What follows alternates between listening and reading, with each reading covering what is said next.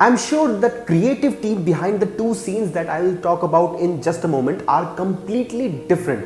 So is the source material, the genre and the platforms on which these were aired. But still, even under the best of circumstances, you know there is something odd when you watch this scene after you have watched something similar before.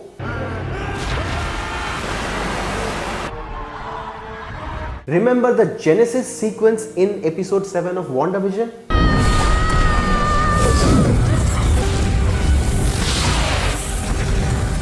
Hello, Namaskar, welcome, Swagatam. In this installment of Tinsel Talk, I'll talk about another literary adaptation on Netflix. The series Shado and Bone is based on actually two different series of books by the same author set in the same fantasy world called the Grishaverse. Yes, everything is all about shared universes now. But anyway, the 2012 trilogy Shado and Bone, Siege and Storm and Ruin and Rising, and the 2015 duology Six of Crows and Crooked Kingdom. These are the books based on the shared fantasy world and the characters created by the author Leigh Bardugo. These books inspired the world and the main premise on which the original story, the teleplay of Shado and Bones, the Netflix original series, is based on.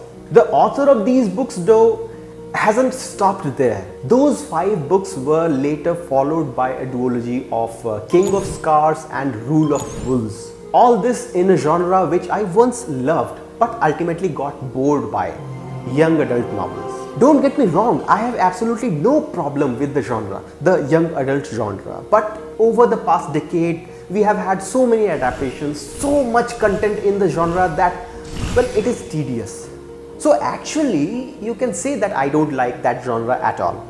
There is something incomplete in the genre. I mean, the story themes are epic, the stakes are high, but there is a clear deficiency of passion, of emotional strength and overall depth in the characters. I am okay with children's books and content because there is a certain clarity, a light even in the darkest moments. Certainly, adults see the children's movies or stories differently than children, but that is okay.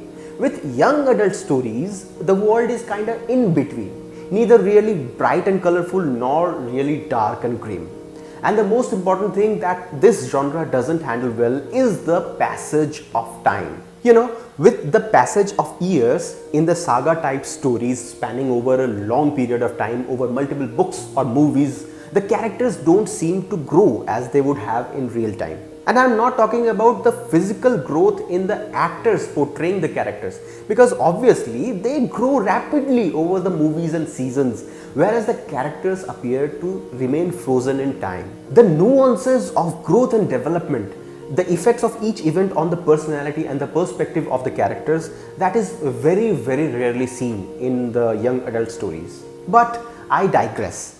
It is a good time to ask you to take a breath and subscribe to my channel, The Versatile Doctor, to help boost up similar content on the channel. And now, let us talk strictly about the first season of Netflix original series Shado and Bone. The show is a fantasy adaptation of a rich and colorful world where there is magic. Well, small sciences as it is called in the story. Those who practice it are called Grisha. The story is set in the country of Ravka, one of the few places where small sciences are practiced and the Grisha are accepted. Ravka is at war against the rebels seeking independence. There are armies, the first army and the second army, and there is the Fold, a barrier of darkness which is like a really crazy sea filled with monsters.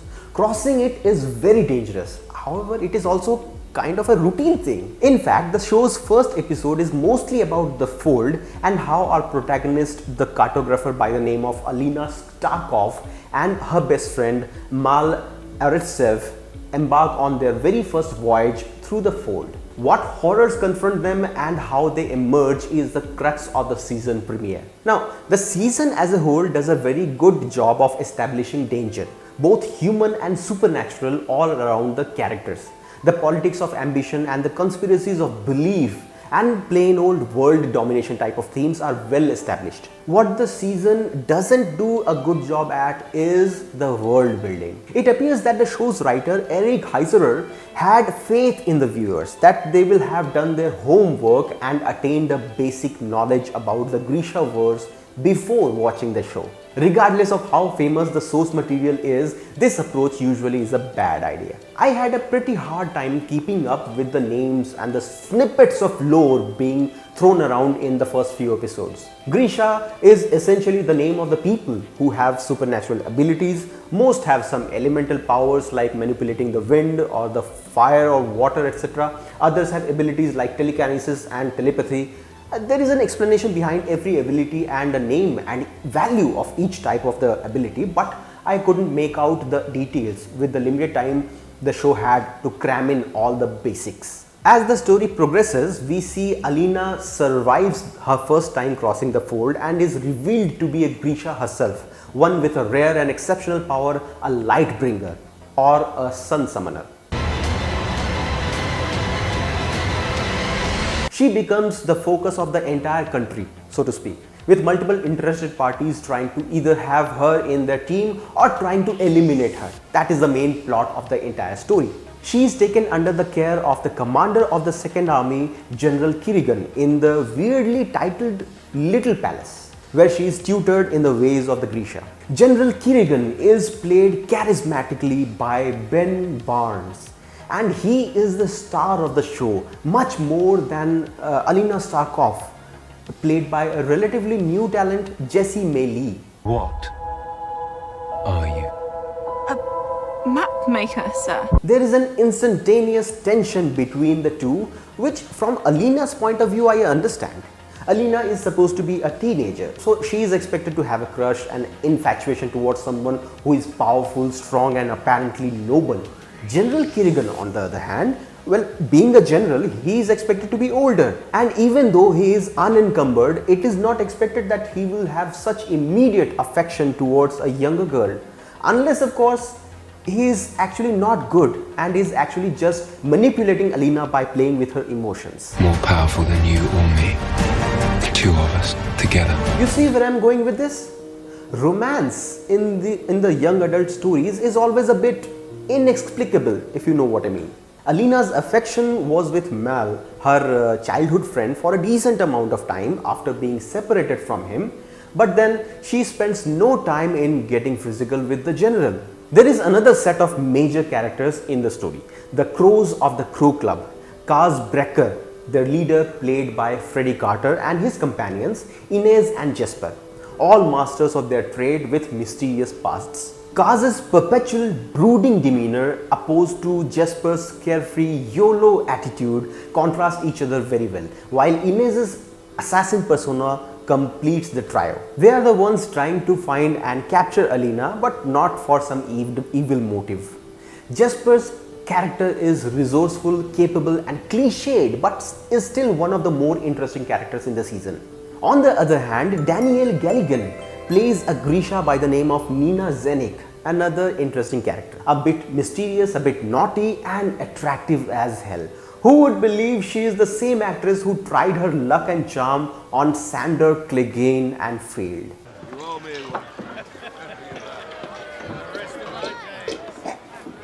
Are you ready now? This is my drink. But that was Game of Thrones. In Shado and Bones, Danielle has more screen time, but her character Nina is mainly set aside in a subplot. Nina is a heartrender, one of the telepathic Grisha. She is captured by a group of Grisha hunters, and with some turn of events, she finds her fate linked with one of the hunters from that group, Matthias, played by Callahan Skogman. Nina's character and her journey hardly has any relation to the core story of Alina. Still, I liked this dynamic between the feisty Grisha Nina and the hardened hunter Matthias. Unfortunately, their fate isn't one with a happy ending. If this pair is destined to reunite somehow in the future of the story, in future seasons of the series, I will be eager to watch it. Unfortunately, the same cannot be said about most other characters, the main characters in this story. Alina, Mal and Kirigan's journey on one side and Kaz, Inez and Jesper's misadventures on other side both converge in the final episodes of the season, but the climax hinges on Alina's strength, Mal's bravery and a few coincidences. Kirigan's true nature and motives are revealed, and well, honestly speaking, even when I didn't know anything about the source material, the books, and I hadn't read anything online, I mean the reviews and all, even then I had zero doubt that General Kirigan is the villain of the story. When his true form is revealed to the story's protagonist, it is neither shocking nor surprising. It was like, come on, no one that charming can be good. In a coat of colorful costumes, in an army of elaborately colored uniforms, he is kind of the only person in black, and he has powers that have darkness and shadows.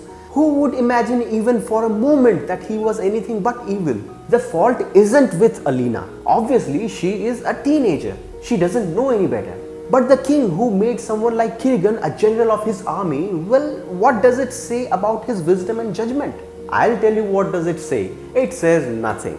We have no time to deal with how Kirigan came to such powerful position. As I said, there is very little thought and time given to set up of the world in which this story takes place. The whole world, the Grishaverse, is as diverse as any fantasy world would be, filled with people of different beliefs, different agendas, different pasts. Watching the series will definitely make you feel at times that you are missing something. There is so much that I am intrigued about in this story that I wished the show had put more effort into explaining all that. During the entire time I was watching the show, I was on the brink of just leaving it because it felt the middle of a story rather than a complete tale. Also, it doesn't help that most of the Grisha's hand gestures, which they use to cast spells and all, those seem derived from Doctor Strange's world. And the creatures of darkness, for all intents and purposes, seem like the dragons of Game of Thrones.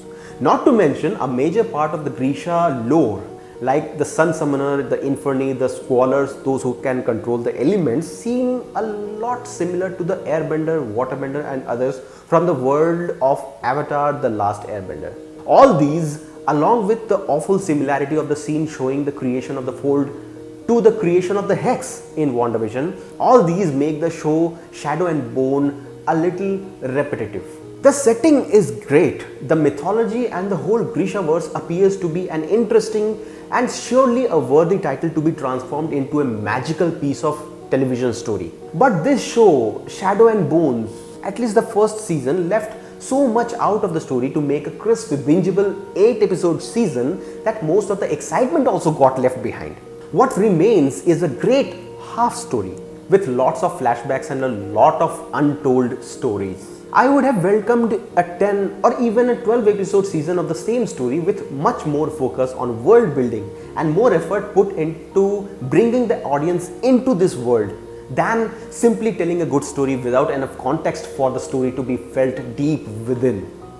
Execution wise, the landscape, the costumes, the locales and overall the visual imagery and visual effects are very well done. There is a lot of action, and although the action is nothing extraordinary, it is still good. I especially liked the reindeer. It was really nice. In fact, all aspects of the show are very nice. All except the compressed story with a run-of-the-mill villain seeking world domination and a run-of-the-mill The One protagonist. I will give the first season of Netflix original show Shado and Bones 6.5 thumbs ups out of 10. What do you think? Did the show's season 1 live up to your expectations? Do let me know your thoughts in the comment section below. As always, I'm eagerly looking forward to your feedback and comments. If you like this video, please do leave a thumbs up and share it with all your friends. This is all from my side for today. I'll be back with another review or a different video on another topic. Till then, don't forget to follow me on the social media with the links in the description box. This is Dr. Abhinav Atul signing off. It is my pride and privilege to be able to connect with you through this video. Namaskar. While you are still on YouTube, how about you check out this video which YouTube thinks you would like. And right here in this playlist link, you will find all my Tinsel Talk videos.